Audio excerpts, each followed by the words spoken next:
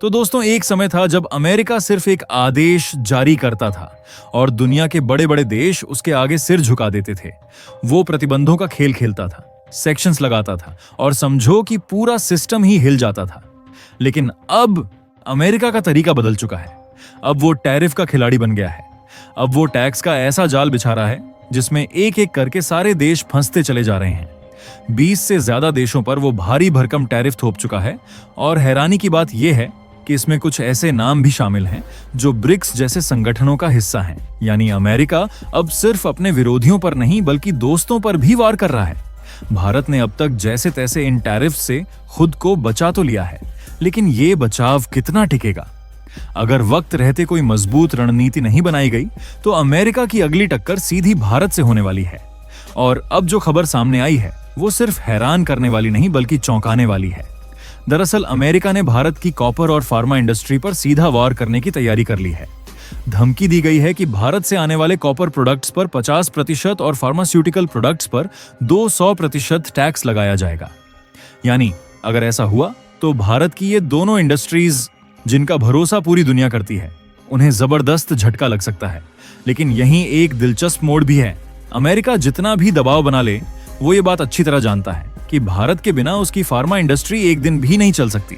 तो फिर सवाल यही है, जब अमेरिका को भारत की जरूरत है तो फिर वो इतनी बड़ी टैरिफ की तलवार लेकर क्यों खड़ा है? क्या ये सिर्फ व्यापार है या कोई और राजनीतिक चाल?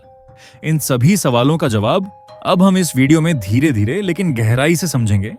लेकिन उससे पहले अगर आप वीडियो देख ही रहे हो तो बस 1 सेकंड निकालकर लाइक बटन दबा दो और चैनल को सब्सक्राइब कर लो।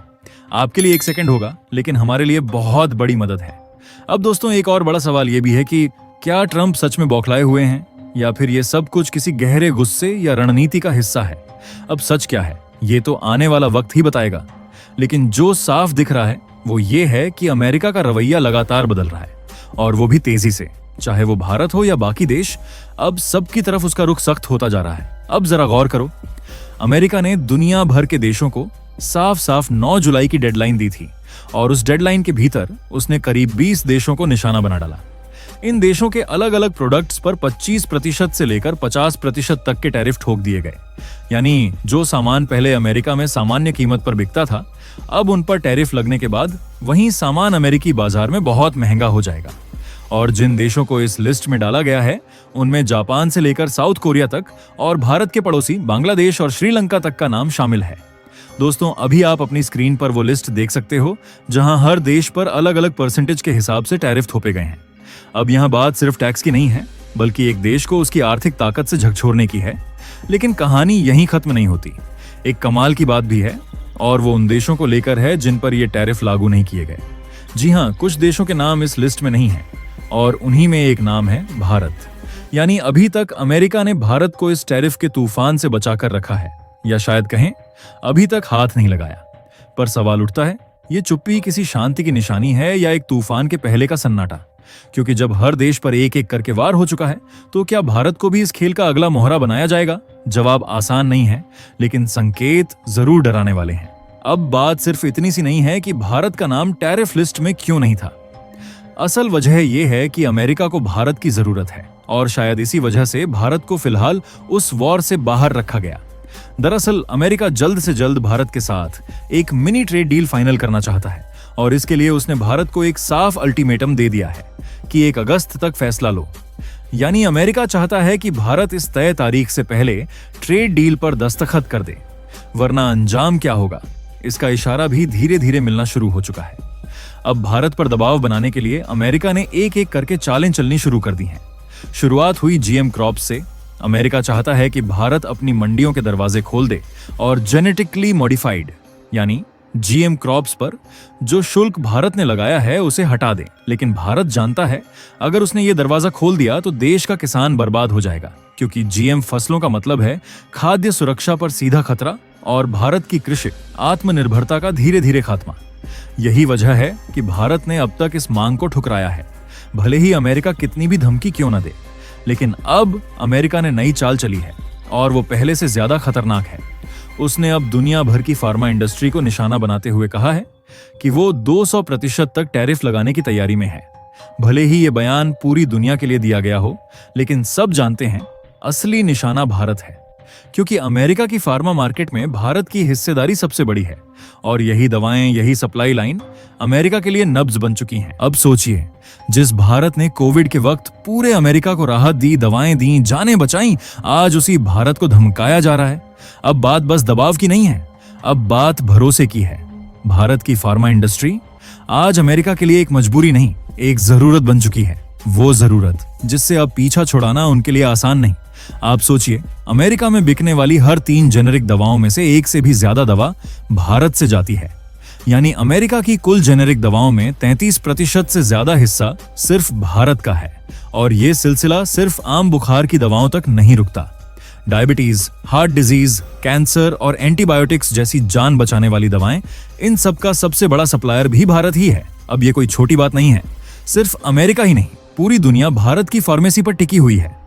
भारत आज जेनेरिक दवाओं का सबसे बड़ा ग्लोबल सप्लायर है। हर कोने में, हर देश में भारतीय दवाएं पहुंच रही हैं, जिंदगियां बचा रही हैं। और सिर्फ सप्लाई नहीं, भारत को आज दुनिया की फार्मेसी कहा जाता है। आप अगर मात्रा के हिसाब से देखें तो भारत दुनिया का तीसरा सबसे बड़ा दवा उत्पादक देश है। लेकिन जब कीमत की बात आती है तो भारत 14वें नंबर पर आता है। यानी साफ है, भारत की दवाएं बाकी देशों की तुलना में काफी सस्ती होती हैं। यही वजह है कि भारतीय फार्मा प्रोडक्ट्स पूरी दुनिया को रास आते हैं, क्योंकि ये भरोसेमंद भी हैं और आम इंसान की पहुंच में भी। तो जब दुनिया महंगी दवाओं से परेशान होती है, भारत उन्हें राहत देता है। और शायद यही वो बात है जिसने भारत को एक विकल्प नहीं, एक जरूरत बना दिया है। आज भारत की ये फार्मा इंडस्ट्री ही है जिसके बल पर कई देश अपनी हेल्थ केयर सिस्टम को जिंदा रखे हुए हैं। अब तस्वीर और भी साफ हो जाती है। अमेरिका में फार्मा प्रोडक्शन की लागत इतनी ज्यादा है कि वहां जेनेरिक दवाएं बनाना मुनाफे का सौदा ही नहीं है। यानी उनकी फार्मा इंडस्ट्री अपनी जरूरतों के लिए पूरी तरह से भारत जैसे देशों पर निर्भर है। अब जरा सोचिए, अगर भारत आज ये फैसला कर ले कि हम अमेरिका को दवा भेजना ही बंद कर देंगे, तो अमेरिका की हेल्थ इंडस्ट्री की सांसें अटक जाएंगी। और अगर ट्रंप अपने ऐलान के मुताबिक 200% टैरिफ भी लगा देते हैं, तो शॉर्ट टर्म में भारत को हल्का झटका जरूर लगेगा। लेकिन लॉन्ग टर्म में अमेरिका की मुसीबतें शुरू हो जाएंगी, क्योंकि दवा तो फिर भी भारत से ही लेनी पड़ेगी। बस अब उसकी कीमत 2 गुना चुकानी होगी, क्योंकि अमेरिका भारत की फार्मा इंडस्ट्री से अपनी डिपेंडेंसी हटाने की स्थिति में ही नहीं है। लेकिन कहानी यहीं खत्म नहीं होती। अब अगला वार है भारत की कॉपर इंडस्ट्री पर। अमेरिका ने यह इशारा दिया है कि वो इंपोर्टेड कॉपर प्रोडक्ट्स पर 50% तक टैरिफ लगाने वाला है। अब कॉपर सिर्फ एक धातु नहीं, वो अमेरिका के इलेक्ट्रिक व्हीकल्स, कंस्ट्रक्शन सेक्टर और डेटा सर्वर टेक्नोलॉजी का अहम हिस्सा है। और हकीकत यह है कि 2020 से 2024 के बीच अमेरिका का खुद का कॉपर प्रोडक्शन 18% तक गिर चुका है। यानी अब अमेरिका पूरी तरह सप्लाई के लिए भारत, चिली और इंडोनेशिया जैसे देशों पर निर्भर हो चुका है। तो अगर वो टैरिफ लगाता है तो भारत को नुकसान जरूर होगा, लेकिन उससे बड़ा घाटा खुद अमेरिका को भुगतना पड़ेगा।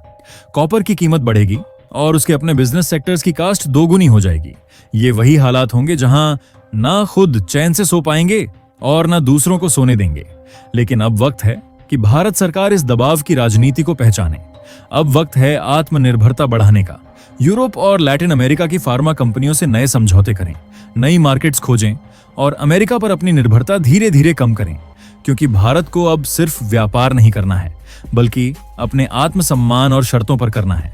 और यही वो पैगाम होना चाहिए जो दुनिया भर को मिले कि भारत सबके साथ व्यापार जरूर करेगा, लेकिन किसी के दबाव में नहीं, अपनी शर्तों पर।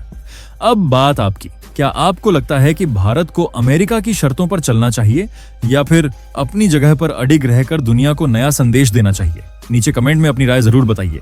और दोस्तों, ये थी आज की बड़ी खबर जो काफी रिसर्च और मेहनत के बाद हमने आपके सामने रखी है। तो अगर आप हमारी मेहनत को सपोर्ट करना चाहो तो वीडियो को लाइक और चैनल को सब्सक्राइब करके अपने दोस्तों से शेयर कर दें, ताकि उन्हें भी ये जानकारी मिल सके। जय श्री राम।